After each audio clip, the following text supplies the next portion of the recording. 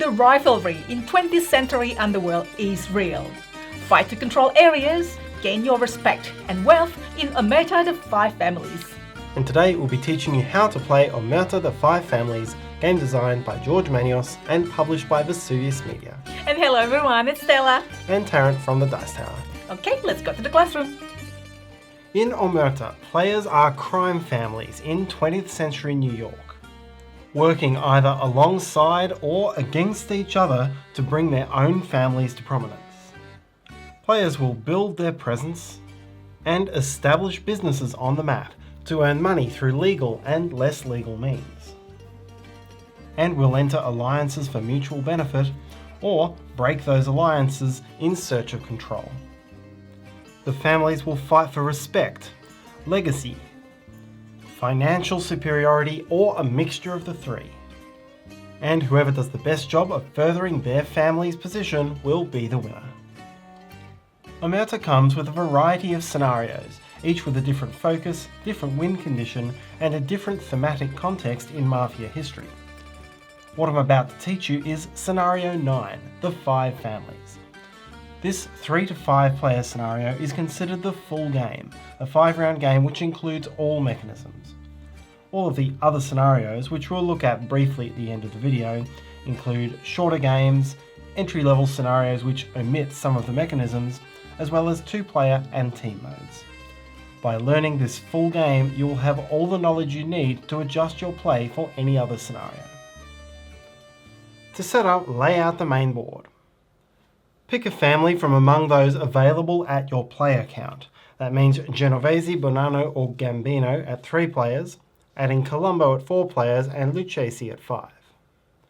Having selected, take all of your various coloured pieces, which are 5 buildings, your street boss and your godfather, 30 capos, 10 player markers, 5 local associates and a cop token.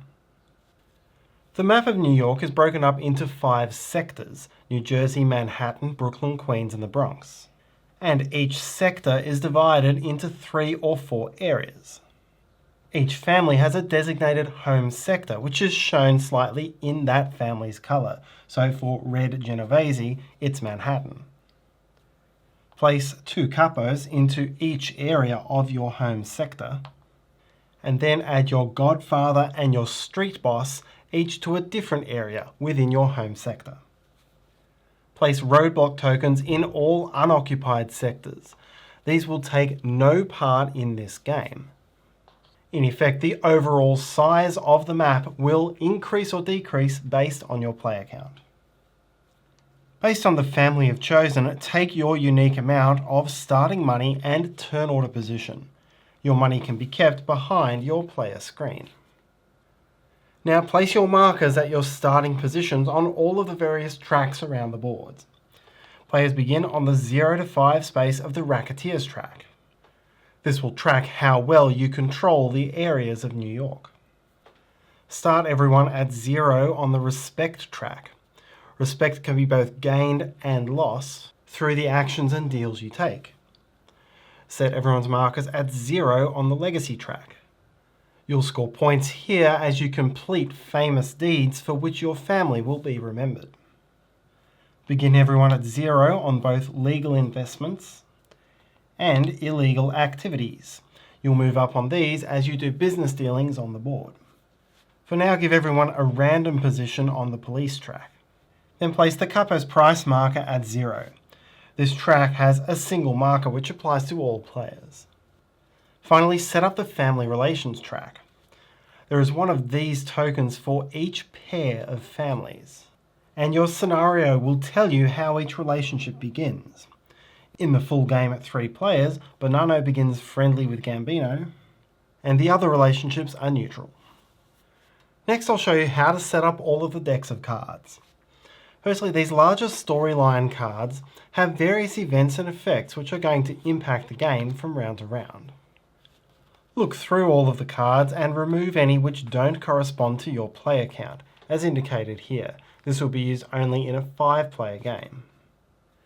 Separate these into early and late storylines, shuffle each deck separately, and then assemble a deck of 3 late storyline cards with 2 early storyline cards on top. You can return the rest to the box. The remaining 5 cards will be used, 1 card per round, helping you track the length of the game. Separate the milestone cards into 3 sets of 5 based on which period they're in. You'll also resolve one of these piles in each round. Next are the plot cards. Players will use one of these each round to determine how many action points they'll take and any additional bonuses they'll get. To set these up, first separate them into early plot and late plot.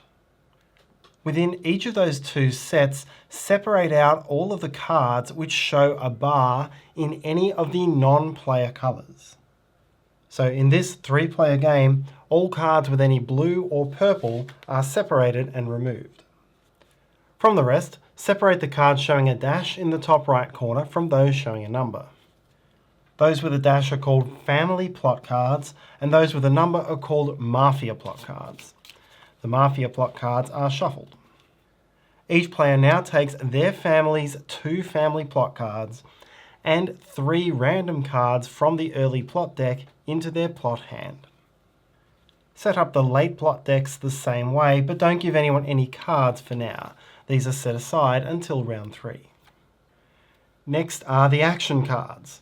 Separate them into 2 piles, the simple and the advanced, based on whether or not they have this icon in the top right corner, and shuffle each into a face-down deck. Each player draws 2 simple action cards and 1 advanced action card into a starting hand. When these cards are later played, they should be played into a specific discard pile for that type of card to enable you to shuffle them into a new deck as necessary. Lastly, we have the legacy cards, and here you simply take the 5 legacy cards showing your family. Each of these is a unique objective which your family will try to meet during the game. Anytime you meet one of your legacy objectives, reveal the card and then score this number of legacy points. The game plays over up to 5 rounds, but there are 3 ways to instantly win the game ahead of full time. The first is to reach 10 legacy, the second is to reach 7 respect, and the third is to reach $200,000 worth of legal investments. If no one meets one of these inside 5 rounds, then add up the total number of steps that each player has taken on legal investments, respect and legacy, and the player with the most total steps is the winner, with ties broken by respect then legacy. However, you cannot win by any of these immediate or full-time conditions if your respect is at -5 or less. Omerta is played in rounds, and each round is played in 6 phases. Phase A is the storyline phase. You'll draw and resolve 1 card from the storyline deck. Phase B is the commission phase. Players will adjust the relationships between the families, and then draw and bid on which of 2 milestone cards they wish to see resolved. Phase C is bribing. Players will bid money to earn respect through bribing the press, and to earn protection through bribing the police. Phase D is recruiting. Players will spend money to recruit new capos and to purchase new action cards. Phase E is plots and actions. Players will first play a plot card to determine how many action points and other bonuses they'll get for the round, and then players will take it in turns to take various actions, mostly on the main board. Finally, Phase F is income and turn order. Players gain income from their legal investments and racketeering income from all the areas they control on the map. You'll then reset turn order and reset the board for the next round. Most of the money you gain is going to come in this Phase F income phase, and you'll for the most part need that to sustain you through all other phases of the next round. That's not to say there aren't some ways of getting money during your actions phase, it's just that the majority will come through income. There are 2 different and distinct player orders which you need to manage across the course of the game. There is turn order, and that is represented by these grey markers. And there is respect order, that is from whoever is highest on the respect track to lowest. Different round phases and effects might be resolved in either respect order or turn order. Also be aware that these are universal tiebreakers.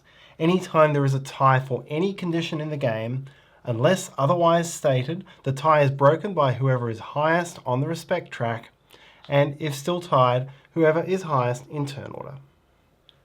So now let's have a look at each phase in detail. First is the storyline phase. Draw the top card from the storyline deck, and then read its information and resolve the effect. This could be an immediate effect or something which is in place across the entire round. The card may ask you to place or distribute storyline tokens. These are generic tokens, that is, they have no universal meaning, they simply mean whatever is stated on this particular card. Second is the commission phase, and this occurs in 2 steps. Firstly, adjusting relations, and secondly, resolving a milestone event. You'll skip adjusting relations in the first round. Adjusting relations occurs in respect order. So let's suppose this were the respect order.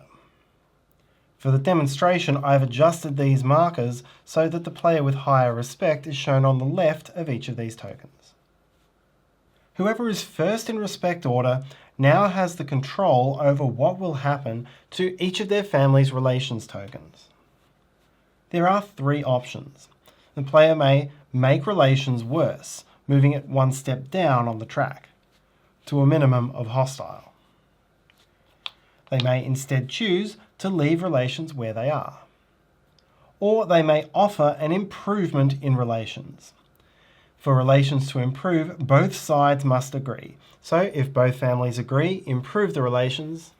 If either side disagrees, then your only options go back to being maintaining the same or getting worse. After making this choice on all of their family relations, play then passes to the next player in respect order, who makes the same choice for all relations which have not previously been dealt with. Carry on in this manner until all players have had their turn, except of course for the last player in respect order, who has no say over any of these choices. Through this, players are allowed to openly discuss and negotiate with each other, but are not allowed to exchange money or resources between them. Your only currency for negotiations is non-binding promises of future actions. There are 2 main implications of your family relations decisions. Families with which you're friendly or ally allow each other free passage around the board when they move. But if you ever attack another family, then those 2 families go to war, and the better you were allies, the more respect you will lose on the respect track for making that attack. The second step is the milestone events. Take the 3 milestone cards, shuffle them up, and draw 2 at random, setting the 3rd one aside. Each of these has a potential effect on the rest of the round, and now players will bid to determine which one they want to come into play. There is a single round of bidding which is resolved in respect order. When it is your turn, you may play 0, 1 or 2 action cards against one of the 2 milestones. Once all bids are resolved, flip the action cards face up and count up the total strength of action cards on each of the milestones. That is the number in this bullet chamber on the middle left of the card.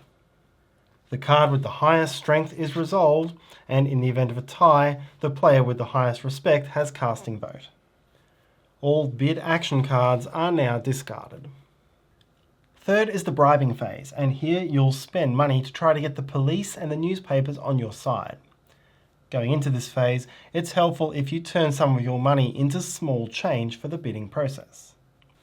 All players must simultaneously decide upon both bribes. Hide the money you'll use to bribe the newspapers in your left hand and to bribe the police in your right hand, with the rest kept behind your screen. All players now first reveal their newspaper bids. The player or players with the highest bid pay the entire bid and gain 1 respect. Whoever has the lowest bid spends nothing and loses 1 respect. All other players pay half their bids and remain where they are. If everyone had bid the same, everyone would gain a respect, unless everyone bid nothing, in which case they would lose one. Next, all players reveal their police bids. Again, the highest bidder pays the entire bid, second highest pays half the bid, and anyone in between pays half the bid, and lowest bid pays nothing. Now arrange all players' tokens in bid order on the police track. When you're higher than other players on this track, the police will help you in battles against your opponents. And if a single player made the highest bid, then that player gets to place their cop token into any area on the board. For the rest of this round, this area is afforded complete protection. No other player is allowed to move into or place tokens into that area. If there are ties in the police bid, then these go unresolved. You'll simply place the players in the same space of the track. If there's a tie for the highest bid, no player places a cop token. Fourth is the recruiting phase, and this phase occurs in reverse turn order. Each player takes one turn to spend money on purchasing new action cards and recruiting new capos. Action cards may be purchased, meaning that they're taken from the top of the deck and added to hand at a cost of $10,000 for a simple action card or $25,000 for an advanced action card. You may buy as many action cards as you wish in a turn, but you have a maximum hand size of 7 action cards and must discard down to 7 if you ever draw above. Action cards are multi-use. We've already seen how to spend the strength of them to bid on milestone events, and as we go through the rest of the rules, we'll learn how all of these other segments work. You can also recruit capos during your turn, up to a maximum of 7 capos per player. For each capo you recruit from the start of the round, pay $10,000 and advance the capo price marker 1 step. After this marker has reached the step which shows your player count in its top right corner, the price per capo increases to $20,000.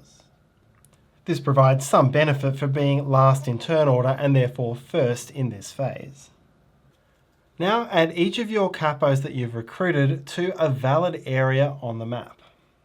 To be valid, an area must already contain at least one of your units, and this can include a local associate token, or it could be an area from your home sector. So on those rules, these 5 areas would provisionally be possible. However, you cannot choose an area containing a rival's cop token, so that knocks out this area. And you cannot choose an area if it would increase the base strength of your units in that area above 7. Your Godfather has a base strength of 5, your Street Boss has a base strength of 3, and each capo has a base strength of 1. That means the base strength in Q2 is already 7, and so you could not add another capo here. So, returning to our example, these are the only 3 valid locations for new yellow capos to be recruited. Just pausing from describing the phases for the moment, I want to talk a little bit more about the base strength restrictions that exist in the areas. The limitation on 7 base strength in a single area always applies, be it from recruitment, movement, or any other action. If you do ever find yourself in a position where you have more than 7 base strength in an area, you're allowed to do that, but you must now remove capos until the base strength is back down to 7. You may never put your Street Boss into the same space as your Godfather because, even removing capos, your base strength would now be 8. So this movement would not be allowed. I'll also take this moment to point out this special piece, the local associate. We'll see how you get this when we talk about the action phase. But what's useful to know is this has many of the benefits of a unit without some of the restrictions. That includes that it counts as if it were a unit for the purposes of having presence when recruiting new capos, and it adds a strength of 1 in battles and for area control. However, this is not considered base strength. If I moved these units into here, My base strength would still be 7, but I've now got a total strength of 8 for many effects. The fifth phase is plots and actions, and it is resolved in those two steps. First plots, then actions. The plot phase begins by each player simultaneously looking through the cards in their plot hand and then choosing one which they wish to play face down this turn. Then in turn order, each player takes one turn to resolve all of the following steps. First, you'll reveal your chosen plot card. If the card has a bar which is specific to your family, then you will be resolving that bar. Resolve the effect that's printed on it. Here it's gaining 2 strength tokens. Then gain the action points printed in your colour. Here it's 2. If the family effect says ongoing, then keep this card face up. This will be a passive ability in play as long as that card is not discarded. Alternatively, if you choose an action card which does not have a bar for your family, then gain a number of action points printed in the top right corner. Regardless of which type of plot card you played, you may now discard one action card which has a number in these cogs in the bottom left corner to take that many extra action points.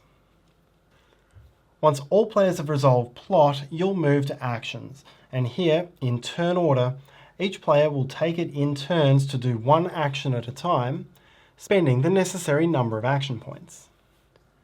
The different options as well as their costs are listed in this table, and they include actions to help you move and gain control on the board, as well as ones to build up your business empire. You cannot pass and must take an action if you're able to do so. In the rare event that no actions are possible, then discard the rest of your action points and end your round. For one action point, you may move and/or attack. Both moving and attacking are optional, but if you do both, you must move first. Your units can potentially move quite a long way with a single move action. The steps for a move are as follows. Firstly, choose any one area and take any number of units from that area. Move them to any adjacent area, except for one which contains a rival's cop token. Now determine who controlled that area before you moved in. Control goes to whoever has the highest total base strength, +1 for a local associate if applicable. So here, for example, I've moved to an area where yellow controls by 7 to 1. If you control the area, or a family with which you are an ally or friendly controls the area, then you may choose to stop or you may continue passing through. If you pass through, you may pick up more of your own units that were in that area and continue moving with them, as long as the total base strength of the units who are being moved does not exceed 7. In this case, I could not pick up the Godfather. That would give me 11 base strength of moving units. But I could pick up these 2 capos and continue moving with a base strength of 7. Continue performing this check each time you enter a new area. Here, both of the other families had 3 base strength, meaning the control tie, like all ties, is broken by respect. We saw before that yellow and red are friendly, so yellow could continue passing through. Continue in this way until you either choose to stop in an area which is friendly or allied, or until you enter an area where it is controlled by a family with whom you are neutral, hostile, or at war. If you enter such an area, then you must stop. Because of these rules, each movement may have several pickup points along the way, but a movement will necessarily have exactly one destination. Once you've stopped, discard down to 7 base strength if necessary. Next, if your street boss or godfather is in the destination area, then you may declare an attack on another family in that area. You can also choose not to move at all and simply declare an attack in an area where your street boss or godfather began. If you are not already, your families are now at war, and you lose respect depending on where your relationship was before declaring the war. Resolve the battle by the following steps. Firstly, the attacker may play one action card from hand which has a battle reaction effect printed along the bottom, resolving that effect and discarding the card. If the attacker has any strength tokens, the attacker may also now commit one strength token to the battle. The defender now has the same options: to play one battle reaction card if desired, and to commit one strength token to the battle. Next, starting from the attacker and going back and forward, players may play action cards from their hands face down into the battle. This time, there is no restriction on the type of action card which can be played, but you must play from left to right. When your turn comes up, you may choose to pass, but that doesn't mean you're out of the round. If play does come back to you, you may still play another card. However, once both players have played two action cards, or both players have passed in succession, the playing of action cards is finished. Next, one at a time, reveal the action cards, starting with the attacker's first card, then the defender's, and so on. If the card has a battle action that's different to a battle reaction, this time it's a battle action shown in the top half of the card, resolve it when it's revealed. Here, the opponent would choose one of their battle cards to discard. Continue doing this until all the cards have been revealed and all battle actions resolved. Now add up your strengths.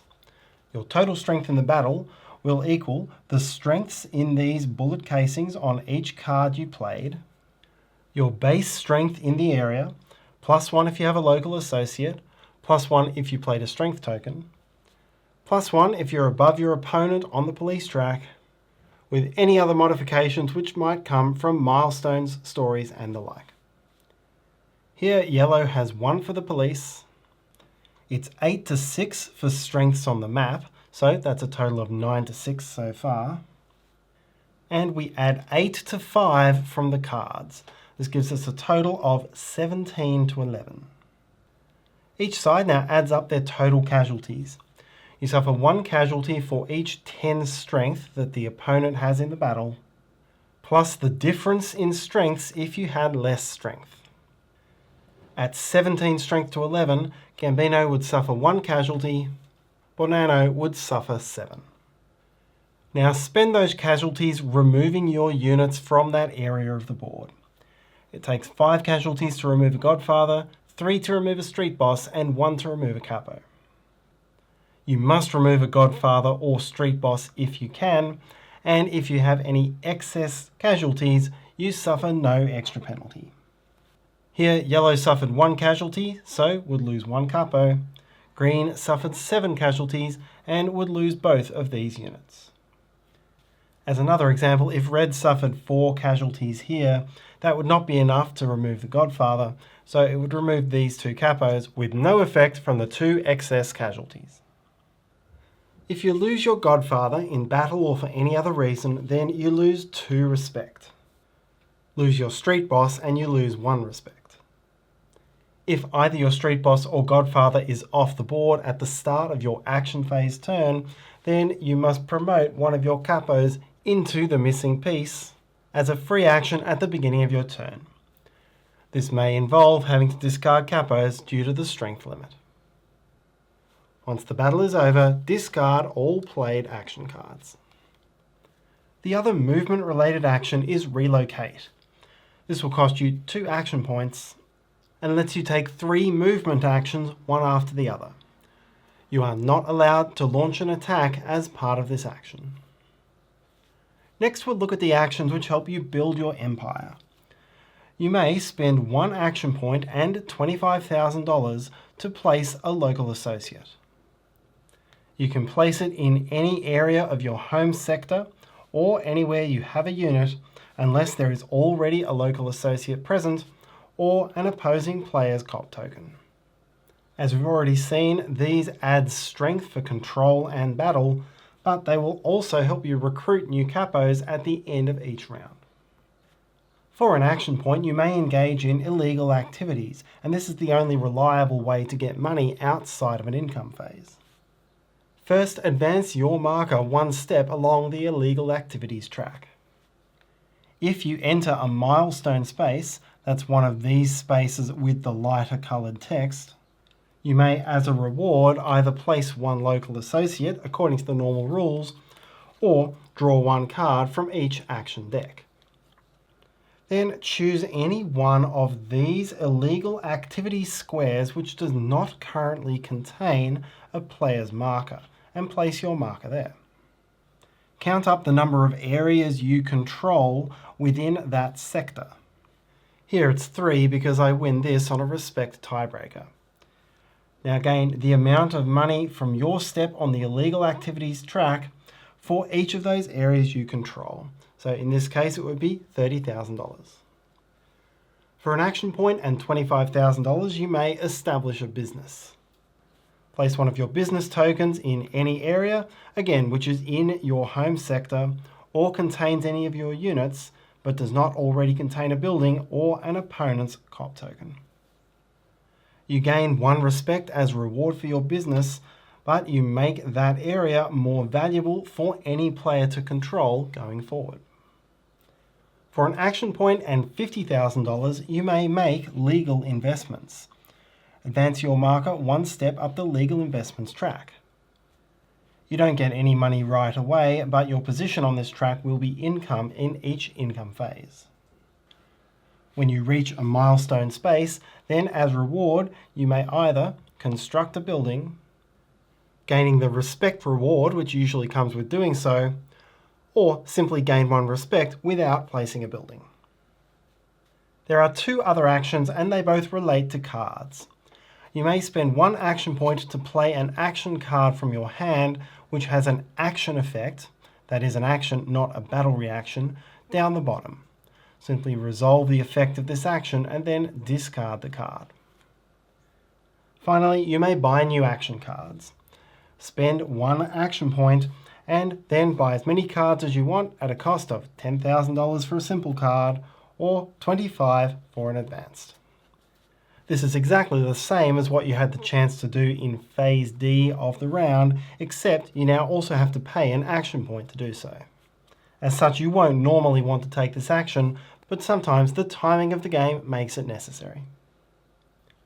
The final phase is Phase F, Income and Turn Order. Firstly, you will evaluate the control of all of the areas on the map. Control determines racketeers, and racketeers determines a large part of your income. Reset all of your racketeers' markers from previous rounds. You will resolve this afresh each round. Within each area, determine each player's base strength, also adding 1 for local associates if applicable. Highest strength gains 2 racketeers, or 3 racketeers if there is a building in the area.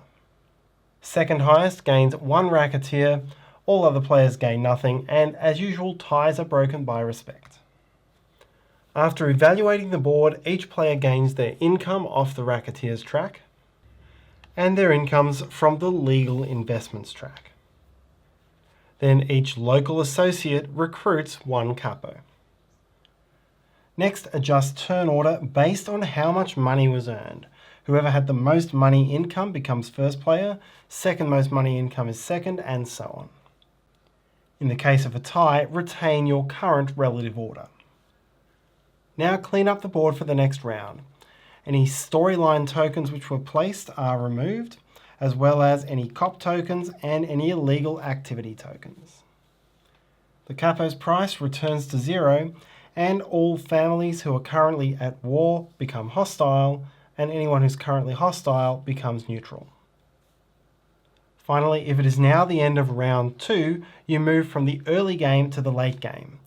Discard all of your early plot cards and build a new plot hand of your 3 late family plot cards and 4 random mafia late plot cards. You'll now proceed to the next round. The game ends immediately as soon as any one player has reached $200,000 of legal investments, or 7 respect, or 10 legacy. Remember that you gain legacy by completing the objectives on your family's legacy cards. The first player to do one of these 3 things, as long as their respect is not also -5 or below, wins the game. If not, play through 5 rounds and then count up the total number of steps you've taken on each of those 3 tracks. The player with the most steps and at least -4 respect wins, with ties going to most respect, then most legacy. These rules give you the building blocks to play any of the scenarios that come with Omerta. Many of the scenarios are somewhat simplified versions of the full game. For example, there is no scenario other than the full game which uses the milestone events. You simply skip that phase. Many scenarios ignore certain tracks or mechanisms. Legacy is a common one. Often there'll be no legacy track and you'll get some other bonus instead of legacy if it happens. Some scenarios change the thematic setup. For example, you might play a 3 or 4 round game set entirely within the early phase, meaning you would never use late storylines or late plots. There are many scenarios where you'll go through the storyline cards and pick specific ones for your game, rather than shuffling the deck at random. Some scenarios alter the way the home sectors are set up. The 2-player scenarios, for example, use Genovese in Manhattan and Bonanno in Brooklyn, while also splitting up the areas in Queens. There are also 3 and 4-player scenarios which split up the Bronx and New Jersey, making a proportionally larger map. In all of these cases, your home sector, as I've been defining it through the video, is anywhere where you started, not just the printed sector which matches your colour. There's also the 4-player marriage bond scenario, a true team scenario in which betrothed families are permanent allies and everyone else is at a permanent state of war. And that's how to play Omertà The Five Families. Thanks so much for watching. Your like and comments are much appreciated. Subscribe to see what's coming and hopefully you have a wonderful day. See you next time.